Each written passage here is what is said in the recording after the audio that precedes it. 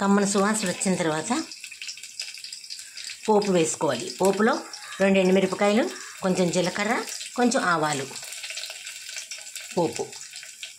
ఇదిగో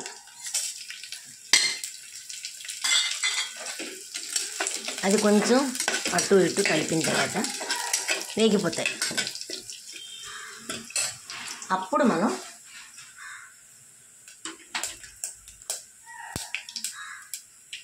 ఒక ఉల్లిపాయ పొడుగ్గా ముక్కలు కోసుకొని, ఒక ఉల్లిపాయ,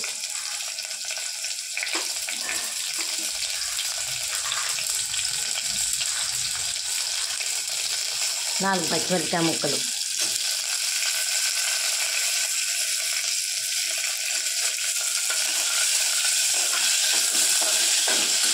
ఇంటి కొంచెం కలుపుకోవాలి.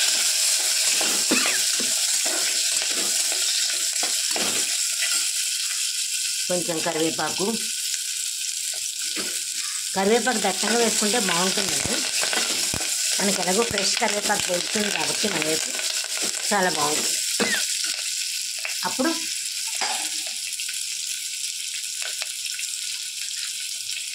ఇప్పుడు కోసుకొని చుక్కకూర ఒక 2 కట్టలు వేస్తున్నానండి నేను. చుక్కకూర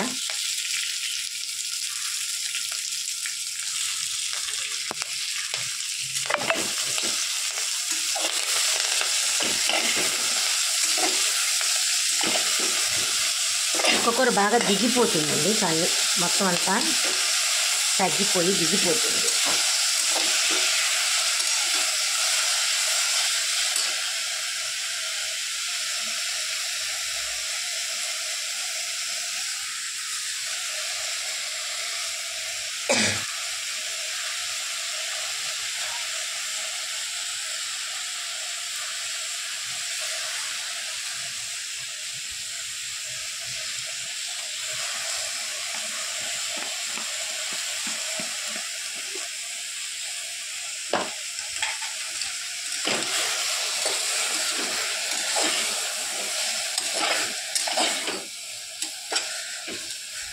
చూసారా రంగు మారితే ఎలా అయిపోయిందో. ఒక అమ్మడి సువాసన వస్తుంది.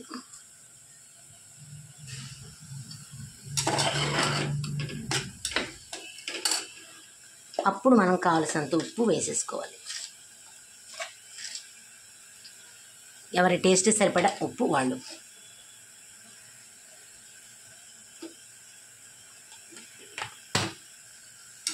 అంతేనండి. ఇందులో ఇంకా కారం గీరం ఏం వేయం.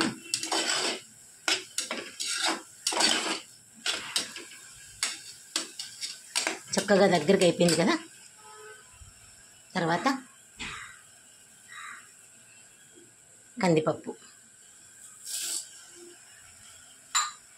కందిపప్పు వేసిన తర్వాత మాత్రం కలపకుండా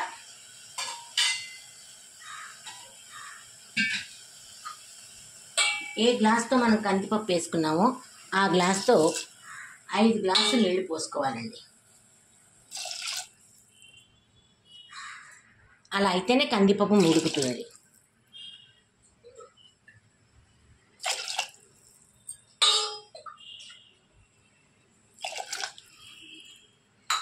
వేసుకున్నాం, కలపకూడదండి.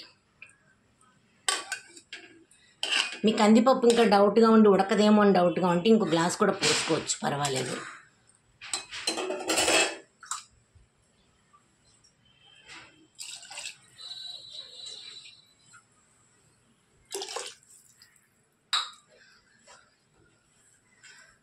మూత పెట్టే ముందు కొంచెం కొత్తిమీర వేసేసుకోవాలి.